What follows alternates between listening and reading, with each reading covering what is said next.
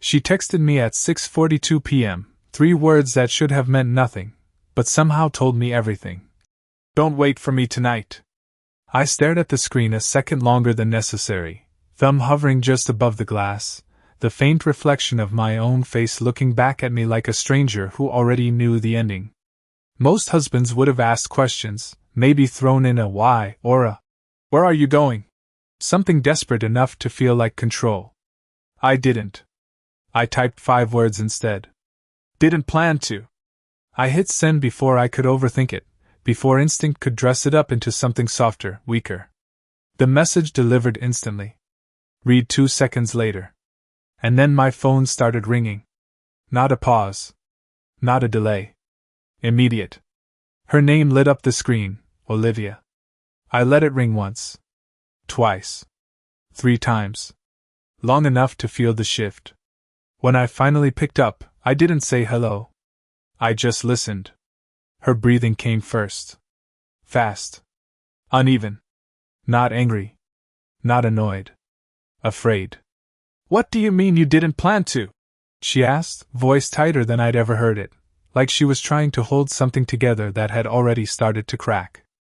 I leaned back in my chair, eyes drifting toward the kitchen window where the last of the evening light was fading into a dull orange glow over our quiet suburban street. The kind of street where nothing ever happens. The kind of street where everything happens behind closed doors. Exactly what I said, I replied, calm, steady, like this was just another Tuesday night. Silence stretched between us, thin but sharp. I could almost hear her thinking, recalculating, searching for the version of me she thought she knew. The one who would wait. The one who always waited. But that version of me had been gone longer than she realized. I didn't press her. I didn't need to. Because the truth is, I wasn't surprised by the message. Not really. People think betrayal shows up loud, dramatic, impossible to miss. It doesn't. It shows up in small shifts. A phone turned face down. A smile that arrives half a second too late. A schedule that starts making less sense the more you look at it. And over time, those little things stack up. Until the picture becomes clear whether you want it to or not. I had seen it coming weeks ago. Maybe months. I just hadn't said anything. Not because I was blind. Not because I was weak. But because sometimes the smartest move you can make is to wait. Wait long enough for someone to reveal exactly who they are when they think no one's watching. On the other end of the line, Olivia exhaled sharply, like she was trying to regain control of something slipping through her fingers. "Daniel, that's not funny," she said, but there was no humor in her voice, no irritation, just urgency. That was the moment it confirmed everything. Because if there was nothing to hide, there would be nothing to panic about. I glanced at the clock on the wall. 6:47 p.m. Right on schedule. "I'm not joking," I said quietly. And for the first time since we got married 8 years ago, I meant every word in a way she had never heard before.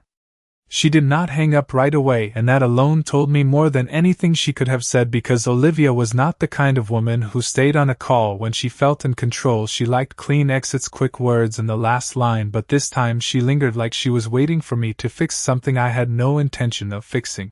"Daniel, just tell me what you mean," she said again, slower, now more careful, like she was stepping across thin ice. I could hear a car door close on her end, a faint echo of voices in the background, laughter distant but real, not the kind you hear at a grocery store or a gas station. This was softer, more deliberate, planned. I did not respond immediately. I let the silence stretch, because silence has weight, and tonight I wanted her to feel all of it. "You said not to wait," I finally replied. "So I am not." Another pause, longer this time, then a shift in her tone, subtle but there. "Where are you right now?" she asked, not out of curiosity but out of need, like location suddenly mattered more than explanation. I glanced around the house, the same house we had lived in for 8 years, everything exactly where it had always been, the framed photos on the wall, the couch. She picked out the kitchen light she always forgot to turn off. It all looked normal, and that was the strange part, because nothing about this moment was normal anymore. "Home," I said simply. I could almost hear her thinking again, recalculating angles, possibilities, outcomes. "Are you alone?" she asked, and that was the question that almost made me smile, not because it was funny but because it confirmed the version of the story she had already written in her head, a version where I was predictable, where I followed patterns, where I stayed in place while she moved freely outside of them. Yes, I said, and it was the truth, at least for now. She exhaled again, quieter this time, but not relieved, more like she had just bought herself a few extra seconds without knowing what to do with them.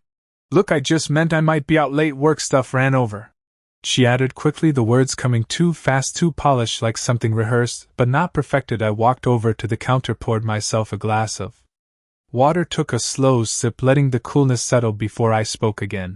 You do not have to explain, Olivia, I said, and that was the moment everything shifted, because those words should have given her freedom, but instead they took it away completely. Why are you acting like this? She asked, and now there it was, not fear, not confusion, but pressure, the kind that builds when someone realizes the situation is no longer following the script they expected. I set the glass down gently, the sound barely noticeable but deliberate. I am not acting like anything, I said. I am just not asking questions anymore.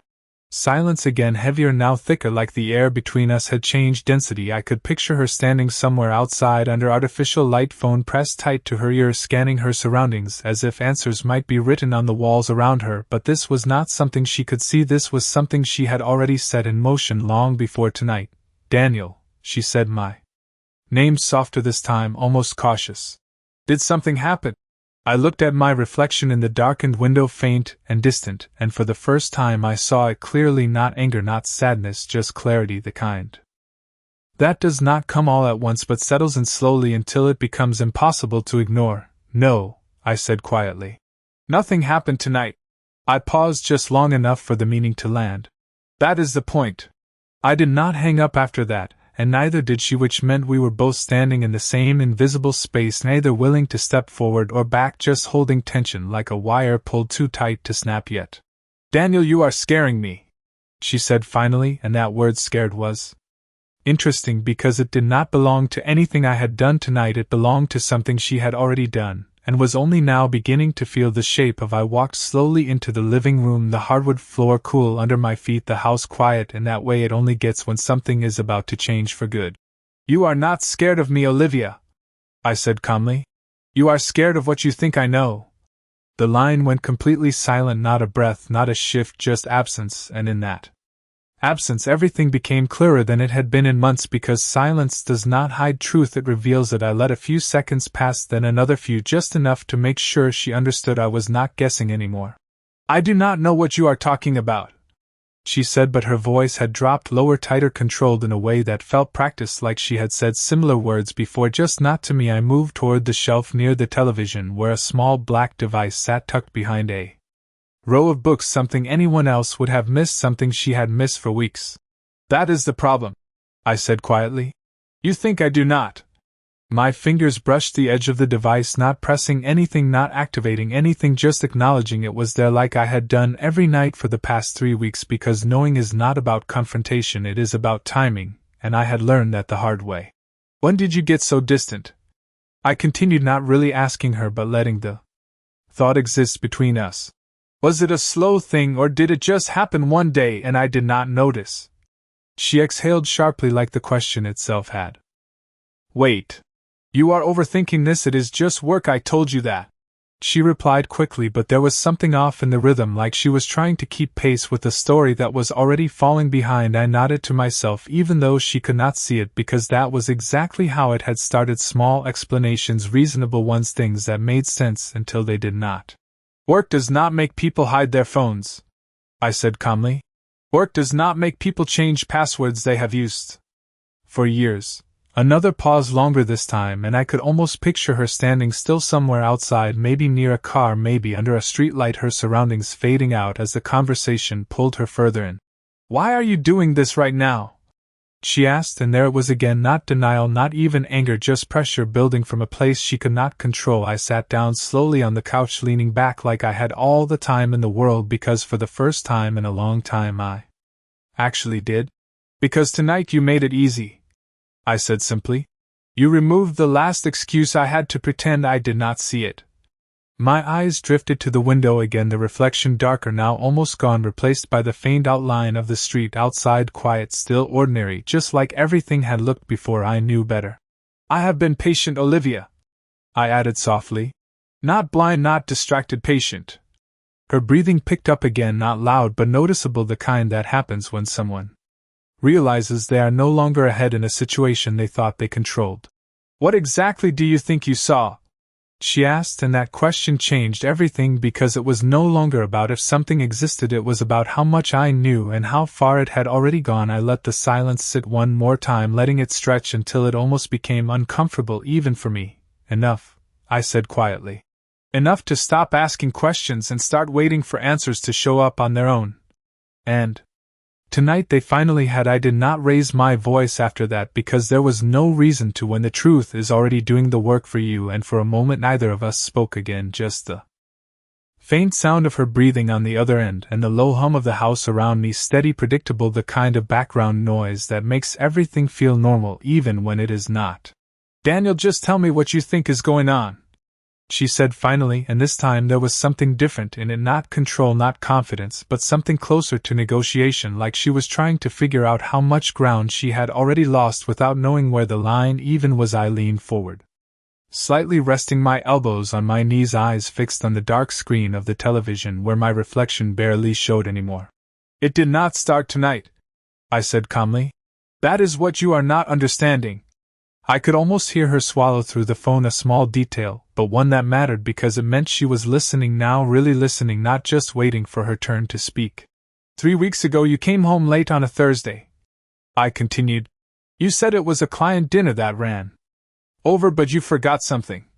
Silence again, but this time it was sharper, more focused, like she knew exactly what I was about to say before I said it. You forgot that your location was still shared on the car system. I let that sit just long enough for the weight of it to land, because details matter, not the big dramatic ones, but the small overlooked ones, the ones people assume no one is paying attention to. You were not downtown, I added quietly. You were 15 miles in the opposite direction. Her breath caught just slightly, not enough for most people to notice, but enough for me because I had been noticing everything for weeks. I explained that already, she said quickly. I had to stop somewhere else before heading home.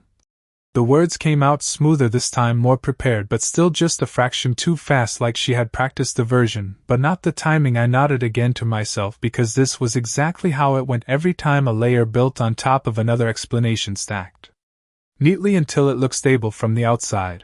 Then there was the weekend after that, I said, continuing before she could redirect. You said you had a conference call early Saturday morning, but you took it in your car, not inside the house, not in your office, your car parked 2 blocks away. Another pause, longer, heavier, and now there was no attempt to interrupt, no quick correction, no immediate defense, just silence filling the space between us, like something real finally settling in. Do you remember what you told me when I asked about it? I asked softly. She did not answer, but I could tell she remembered, because memory is not something you lose when it matters, it is something you avoid. You said the signal was better outside, I finished for her, which would have made sense if you had not spent most of the call with the engine off, sitting in the same spot. I leaned back again, letting the rhythm slow down, because this was not about overwhelming her, it was about making sure every piece landed exactly where it needed to. You see, the problem is not one thing, Olivia, I said, it is all of it together. Her breathing was different now, quieter but heavier, like each word was taking more effort to process than the last. You have been building a pattern, I continued, and I have been watching it form. Another long silence stretched between us, and this time it felt final, like something had crossed a line neither of us could step back from anymore. Why did you not say anything?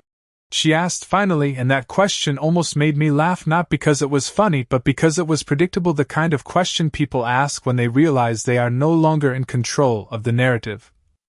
Because saying something too early ruins everything, I replied calmly. It gives people time to adjust, to clean up, to change their behavior. I paused just long enough to let that settle in fully. I did not want that, I added quietly.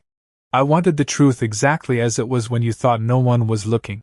And for the first time since the call started, she did not respond at all, not a word, not a breath, just silence on the line, and that silence told me more than anything she could have said. I let The silence stretched until it stopped feeling like a pause and started feeling like a decision, because there is a point in every conversation where words stop being necessary, and what remains is what both people already understand but are not ready to admit. And when she finally spoke again, her voice was different, not defensive, not sharp, just lower, like something inside her had shifted. "How long?"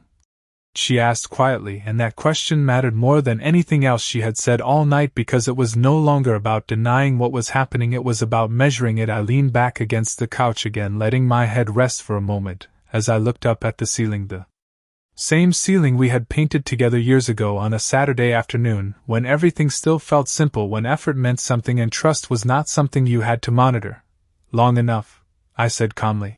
"Long enough to see the pattern, not just the moments." She exhaled slowly, and I could hear the weight of that answer settle in, because it told her everything without giving her anything she could argue with. "So you have just been watching me," she said, and there was a hint of something there. Not anger, not quite guilt, but something close to being exposed, like she had stepped into a light she did not know was there. "I have been paying attention," I corrected quietly, because words matter, and I was not going to let her turn awareness into something it was not. "There is a difference," I added after a second, and I could tell she heard it, because she did not try to push back right away. "You could have said something," she said again, but this time it sounded weaker, less certain, like she already knew why I had not, and just needed to hear it out loud anyway. "And you could have stopped," I replied evenly. "But we both chose not to do those things for our own reasons." That landed harder than anything else, because it removed the imbalance she was trying to create. It was not me versus her, it was two people making choices in parallel, until those choices collided. "This is not what you think it is," she said quickly, almost automatically, like a reflex she had not yet managed to turn off. And that sentence was so familiar, so expected, that it almost felt rehearsed, even though I had never heard it from her before.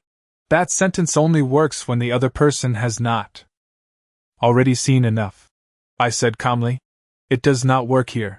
I shifted slightly, reaching toward the table where my phone rested, screen dark but ready, because timing had always been the most important part of this. Not emotion, not confrontation, just timing. "Do you remember last Tuesday?" I asked, and she hesitated just long enough to confirm she did. "You told me you were going to be home by 7, I continued. "You got back at 9:42. I tapped the screen once, not sending anything yet, just preparing, because this was the moment where conversation stops being theory and starts becoming fact. "I had to stay late, I told you that," she replied quickly, but there was no conviction behind it anymore, just repetition. "You did," I agreed. "But what you did not know is that the building you said you were in logs entry and exit times automatically." Another pause, deeper this time, like the ground had shifted under her feet in a way she could not stabilize. "You left at 6:12, I added quietly. "Which means for over 3 hours you were somewhere else entirely." The silence that followed was not empty anymore, it was full, heavy, undeniable, and for the first time all night I did not fill it, I just let it sit there, because this was the part where she had to decide not what to say but whether there was anything left to say at all. She did not respond right away, and this time the silence felt different, not confused, not searching, but cornered, like every option she had was narrowing down to something she could not step around anymore. And when she finally spoke, her voice had lost the edge it carried before. "You have been tracking everything," she said quietly, and there was no accusation in it, just realization, like she had finally caught up to where I had been standing for weeks. "Not everything," I replied calmly. "Just enough." I let that sit for a moment, because it mattered that she understood the difference. I was not obsessed, I was not spiraling, I was focused, and focus is what reveals patterns people think are invisible.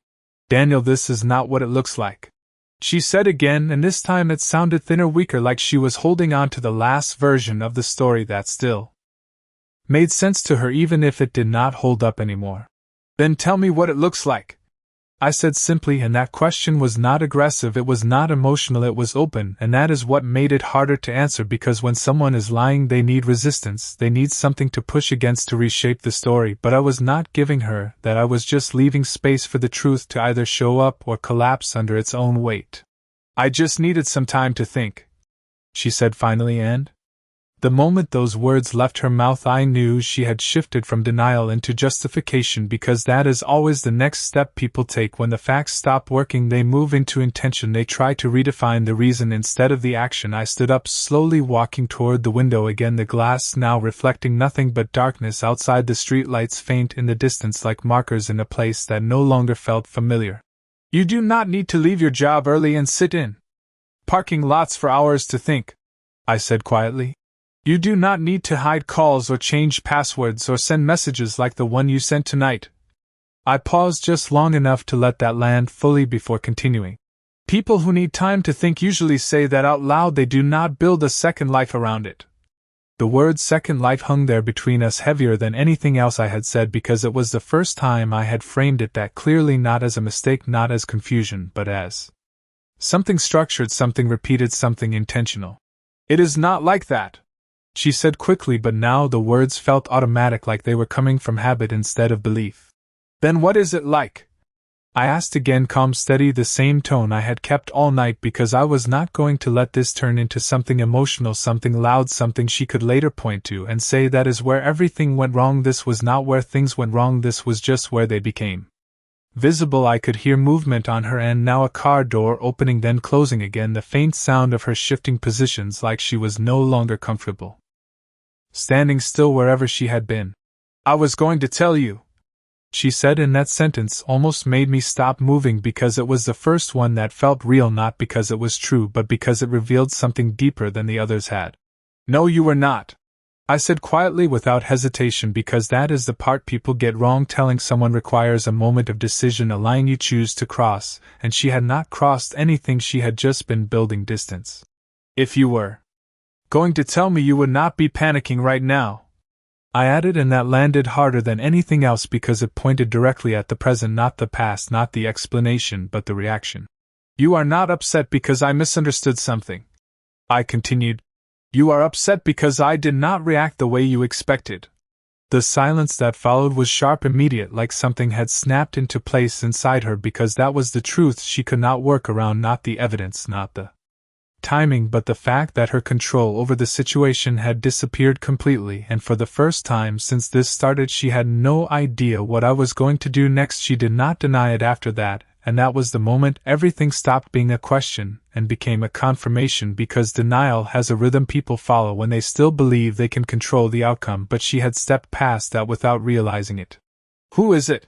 I asked quietly, and for the first time that night I did not soften the question or leave space around it, because there was no reason to anymore. The space had already been filled with everything she had not said and everything I had already seen. The line went completely still, and I could hear something in the background on her end, a car passing, maybe footsteps somewhere nearby, but she did not speak right away, and that hesitation mattered more than any answer she could have given, because hesitation means calculation, and calculation means there is something real to protect. It does not matter, she said finally, and that was when I knew exactly how far this had gone, because people only say that when it matters more than anything else. It matters enough that you are not saying it, I replied calmly, not raising my voice, not pushing, just placing the truth where it belonged and letting it sit there between us. I walked slowly back toward the shelf again, my fingers resting near the small device hidden behind the books, not touching it, just acknowledging it like I had done every night since I placed it there, because tonight was never about catching her in the act, it was about letting her reveal herself completely without interruption. You have already built a version of this in your head, she said, trying again, her voice tighter now, like she was reaching for something that no longer fit. And now you are trying to make everything match it. I shook my head slightly, even though she could not see it, because that was not how this worked, not anymore. No, I said quietly. I am letting what is already there speak for itself. I paused, then added one more piece, not everything, just enough. The man you met last Thursday is not someone from work. The silence that followed was immediate and absolute, like the air had been pulled out of the conversation entirely, because that was not a guess, that was not suspicion, that was something specific, something undeniable. You do not know that, she said quickly, but the words came out uneven, rushed, like they had been forced out before she could stop them, and that was the problem, because when people rush they reveal more than they hide. I know his name, I said calmly. I know where you met him, and I know how long you stayed. I did not say the name. I did not need to because the reaction mattered more than the detail, and right on cue her breathing changed again, sharper, now uneven, like something inside her had finally broken through the surface. "Daniel, please," she said, and that word please was not a defense, it was not an explanation, it was the beginning of something else, something closer to realization. "You think this is about him?" I continued quietly. "It is not." I stepped closer to the window.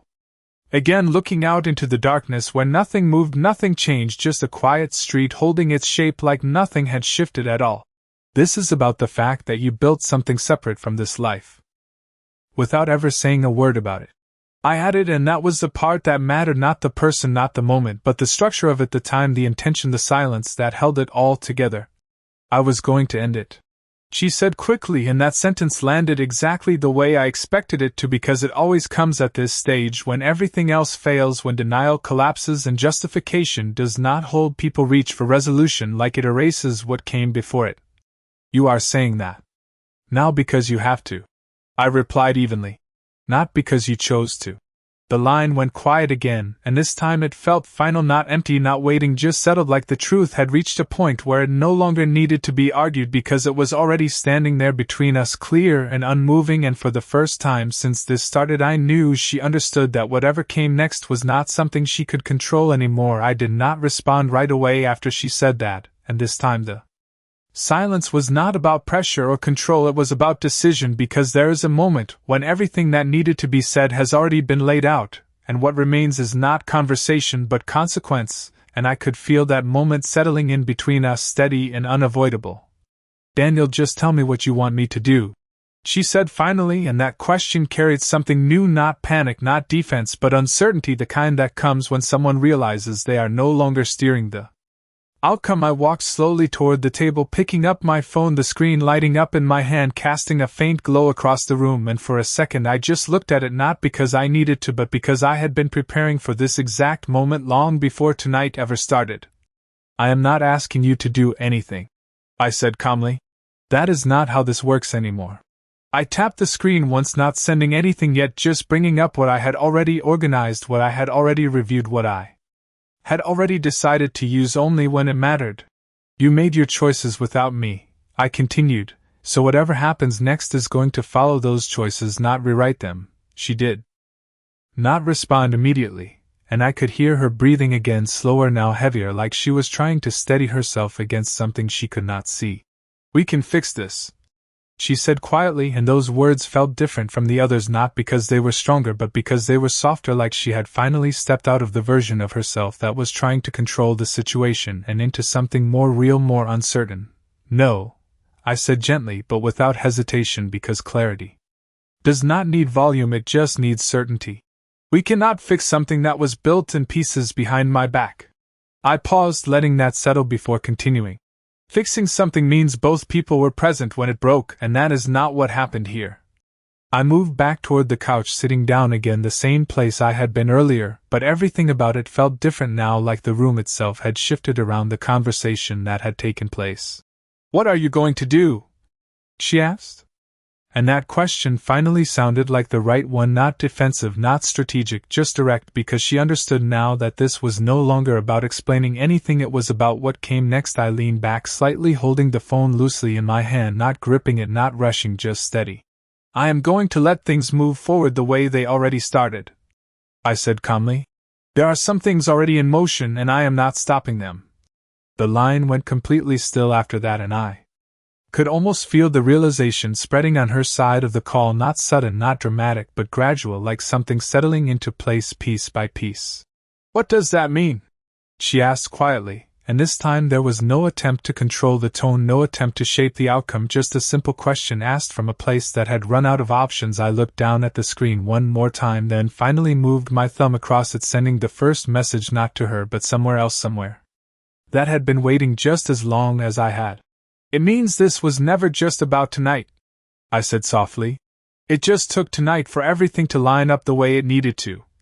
I set the phone down beside me, not watching it, not waiting for a response because I already knew what would come next, not the details, not the exact timing, but the direction, because once something like this reaches a certain point it does not stop, it unfolds, and for the first time since this started I was no longer reacting to it, I was simply allowing it to happen exactly the way it was always going to. She did not speak after that, and for a moment I wondered if the line had dropped, but then I heard it again, that faint uneven breathing on the other end, the kind that comes when someone is standing still but everything inside them is moving too fast to keep up, and I did not interrupt it because there was nothing left to guide or explain. The path had already been set long before tonight ever started. "Daniel, please just tell me what you did," she said finally, and this time there was no control left in her voice, no structure, no careful choice of words, just a simple question from someone who had run out of ways to avoid the truth. I leaned back against the couch again, my eyes drifting toward the window where the reflection had disappeared, completely replaced by darkness, and the faint glow of the streetlights outside steady, unchanged, like the world had no interest in what had just shifted inside this house. "I did not do anything tonight," I said quietly. "That is what you are still not understanding." I paused just long enough to let that settle before continuing, because this part mattered more than everything that came before it. "Everything that is happening now started weeks ago," I added. "You just did not know it had already started moving." The silence that followed was different from the others, not tense, not defensive, just heavy, like something had finally landed fully without resistance. "What does that mean for us?" she asked, and that question felt smaller than the others, not because it was less important, but because it came too late, like asking about direction after the road had already ended. I let out a slow breath, not out of frustration, not out of anger, just clarity, because there is a difference between reacting to something and understanding it, and I had crossed that line a while ago. "It means there is no version of this where we go back to what we were," I said calmly, not harsh, not emotional, just direct, because anything else would have been dishonest. "That stopped being an option the moment you started building something outside of this without telling me." I could hear the shift on her end, not words, not movement, just the absence of anything that could push back against that statement, because she knew it was true in the same way I knew it was true without needing to prove it anymore.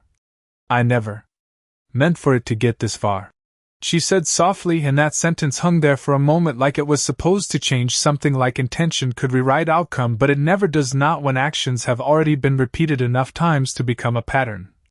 "It always gets this far," I replied quietly. "That is how it works when no one stops it early." I reached over and turned off the light beside me, the room dimming further until the only illumination came from the street outside, casting faint lines across the floor, the same floor we had walked across together for years without ever thinking about where it would lead.